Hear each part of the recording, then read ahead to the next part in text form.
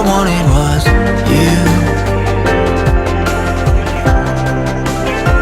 All I wanted was you.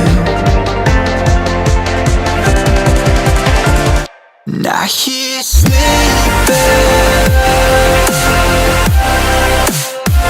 All I wanted was you. In my heart now. All I wanted was you.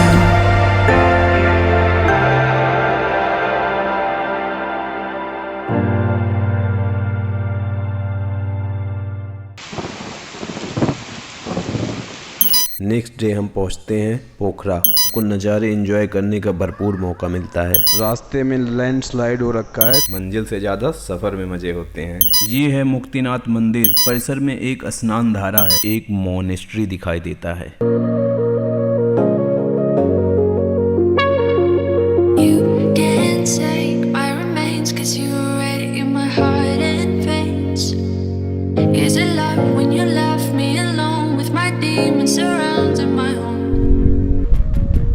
यहाँ पर एक map लगा हुआ है, तो इस मैप के बारे में बता दूँ तो ये मैप स्टार्ट होता है जहाँ पर हम अपनी जीप से आए थे, यानी टैक्सी से आए थे। यहाँ से स्टार्ट होता है और यहाँ पर जो है सारे होटल्स या बीच में, ट्रैक के बीच में जो भी दुकानें या शॉप्स पड़ती हैं उन सब के बारे में है। और यहाँ तक कुछ चलते हुए हम आए हैं और ये है मुक्तिनाथ टेम्पल और इसके जस्ट ऊपर ये हम यहाँ पे है जहाँ पे ये बोर्ड लगा हुआ है। ठीक है, यहाँ का जो व्यू है उसका आनंद लेने के लिए हम ऊपर आ चुके हैं। तो अभी मैं फ़िलहाल वहीं पे हूँ। एक व्यू पॉइंट है जहाँ से बर्फ़ से ढकी माउंटेन्स सारे दिखाई देते हैं। ऑलमोस्ट 360 डिग्री व्यू है यहाँ से। मतलब पीछे का थोड़ा सा ही पार्ट नहीं दिख रहा है, मेरे को सारा सब कुछ क्लियर दिखाई दे रहा है यहाँ से। यहाँ पीछे यहाँ से जाते हैं अपर मस्तांग कैंप है, वहाँ से जर्नी स्टार्ट होती है अपर मस्तांग की। उसके लिए अलग से परमिट चाहिए होता है, आपको काठमांडू से परमिट लेना पड़ता है। और मुक्तिनाथ आने के लिए भी आपको परमिट लेना पड़ता है, वो पोखरा में लेना पड़ता है। अगर पोखरा में नहीं लिए तो आप मस्तंग जैसे एंटर करते हैं तो वहाँ ले सकते हैं।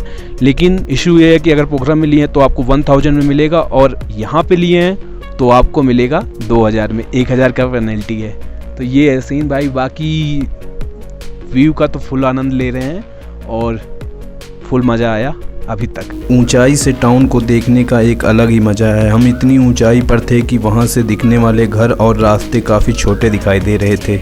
इसी बीच हमें वहां से भगवान बुद्ध की एक विशाल प्रतिमा दिखाई देती है और हम वहां जाते हैं।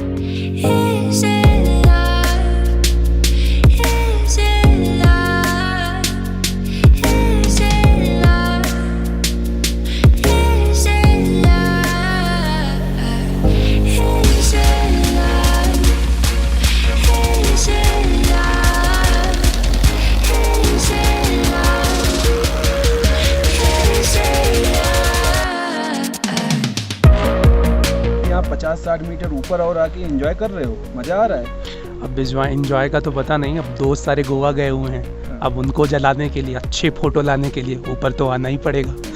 पॉइंट है भाई, पॉइंट है। भला इन खूबसूरत वादियों में कौन नहीं रहना चाहेगा, लेकिन समय के अभाव के कारण वक्त था इन खूबसूरत वादियों से रुखसत लेने का, वापस लौटने का। मुक्तिनाथ से जोमसुम लौटते समय एक कार के पंचर होने की वजह से जब हमें कुछ समय तक रास्ता नहीं मिला तो हमने आपदा को अवसर में कुछ इस तरह बदल दिया।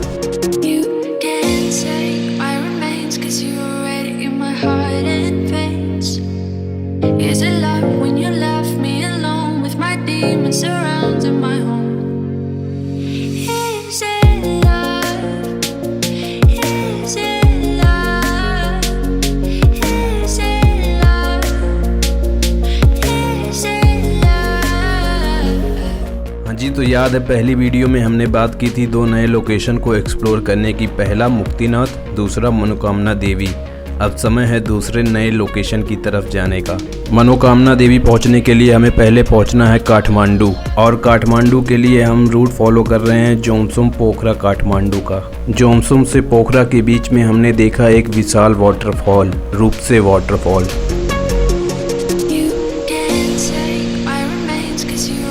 रूपसे waterfall is in one of the biggest waterfall in Nepal.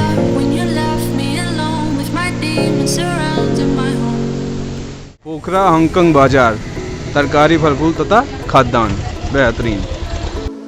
Kathmandu बस ट्रांजिट के दौरान हमने विजिट किया पोखरा का लोकल मार्केट और इस मार्केट को देख हमें यह एहसास हुआ कि नेपाल की महिलाएं कितनी सशक्त हैं। आधे से भी ज्यादा शॉप यहाँ महिलाएं ही संभाल रही थीं। इस मार्केट से ही हमने आज के खाने का इंतजाम कर लिया।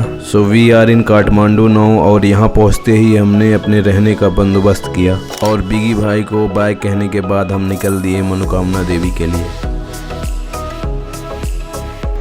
कार चलाएंगे हम यहाँ इस पहाड़ियों में, cable car. Normal operation time के बीच में है, लेकिन अभी काउंटर पे कोई है नहीं। ये है चार्जेस, 1 वे 2 वे तो जाना ही है भाई। एडल्ट इंडियन नेशनल 840 रुपये बोथ साइड। वहाँ जाके रहोगे तो है नहीं, दोनों तरफ से आना जाना है। ठीक है, बकरी ले जाने का भी है भाई, 240 रुपया। टिकट्स डन, पूजा के लिए सामग्री डन। समय कम है हमारे पास क्योंकि क्लोजिंग टाइम है 5 PM का। 4 से 5 घंटे लगते हैं काठमांडू से यहाँ पहुँचने में, तो टाइम मैनेज करके ही आए। Selfie time bro.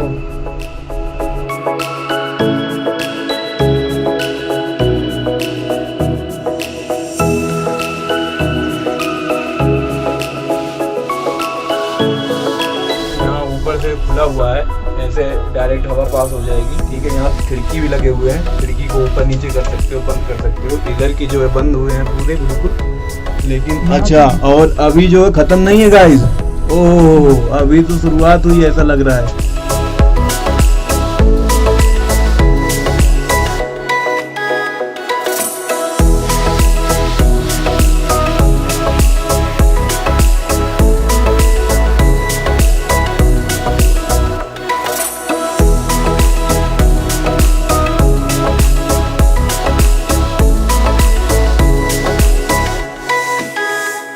Cable car से उतरने के बाद 5 से 10 मिनट का है मंदिर का रास्ता। सच बताऊं तो मुझे ऐसे मार्केट और इतने घरों की उम्मीद नहीं थी इतने ऊपर आकर। इस 5 मिनट के रास्ते में आपको ऐसे अनगिनत दुकानें दिखाई दे जाएंगी। ये है मनोकामना देवी टेम्पल, जो कि देवी भगवती को डेडिकेटेड है, जिन्हें देवी पार्वती का एक अवतार माना जाता है।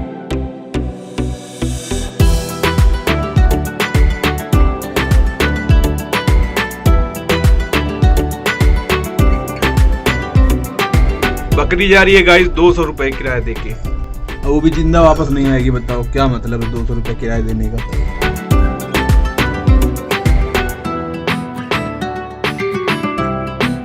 हाँ जी, तो ये था हमारे ट्रिप के डे 6 का समरी। ट्रिप यहाँ पे समाप्त नहीं होता है। नेक्स्ट डे हम प्लान करते हैं पशुपतिनाथ मंदिर को विजिट करने का, लेकिन उससे पहले सुबह की चाय के साथ सैंडविच पराठे का एक स्वादिष्ट ब्रेकफास्ट भी जरूरी था। जूता घर है भाई, जूता घर सबसे ज्यादा इम्पोर्टेंट है, सबसे ज्यादा सुरक्षित जूता होना चाहिए। पशुपतिनाथ मंदिर डेडिकेटेड टू भगवान पशुपति, जिन्हें पशुओं का भगवान कहा जाता है। पशुपति भगवान शिव के एक अवतार हैं। यह मंदिर वर्ल्ड हेरिटेज साइट में भी आता है, जो कि बागमती रिवर के तट पर स्थित है।